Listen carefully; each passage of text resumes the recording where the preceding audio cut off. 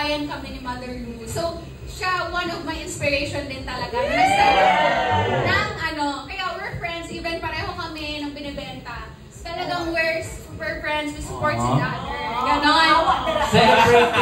Celebrating each other's wins. Yeah, so nag-start yun kasi ako talaga parang niyak sa ganitong mahilig talaga ako mag-TikTok. So, nag-share na ako ng mga skincare ko before.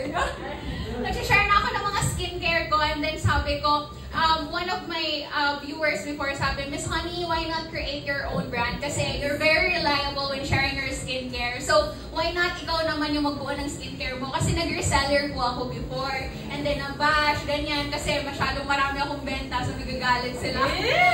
Nung panahong kasagsagan ng 100 orders per limit pa lang po kay TikTok. Talagang ginagawa mo yung best mo everyday. Sa araw-araw ng buhay mo, pagising mo, hindi ka ba nagtutoothbrush, nagla-live na. Ganyan po yung ginagawa ko before. And then hanggang sa nag-create ako ng brand ko, gusto ko rin pong i-highlight yung mga manager ko, si Miss Sam, Sir Monty, yung TikTok manager na humawa po sa akin before. Kasi katulad nila ng mga business owner talaga na before, ako wala po talaga akong knowledge. Sila po talaga yung malaking help sa akin para mas matuto pa ako sa aspeto ng pagninegosyo. Kasi high school graduate, walang alam sa business, and then, Boogs, ito na, parang ang ginawa ko lang po kasi na nag-video lang ako ng daily life ko, tapos, naku-convert ko na pala siya into sales. So, nakakagulat kasi parang, nagsumasayaw-sayaw lang naman ako, tapos nakakabenta ako, di ba? Parang ganon. But then, gumagawa pa rin naman ako ng mga pakunti-kunti mga video na ini-explain ko yung mga product ko. But pag gumagawa ako ng ganon,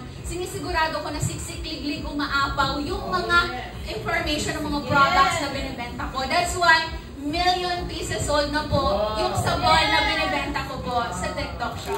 Wow! So, of course, with the help po ng TikTok, sila po talaga. And isa pa doon, na-improve ko yung sarili ko. Kumbaga, before, parang nawala na ako ng time kasi puro benta-benta na lang. Pero ngayon, naku-convert ko na with the people around me kasi yung mga live sellers ko, yung asawa ko na nakasupport sa akin every time, mga content lang nakakabenta ako. Yeah. So, ganun yung nangyari. Na-improve ko rin yung sarili ko at the same time, na-i-inspire ko yung mga manonood ko. Yung mga langga ko sa shoutout ko kayo kasi isa kayo sa naging dahilan kung bakit naging matagumpay ako dito sa TikTok shop. Yes! We've all heard the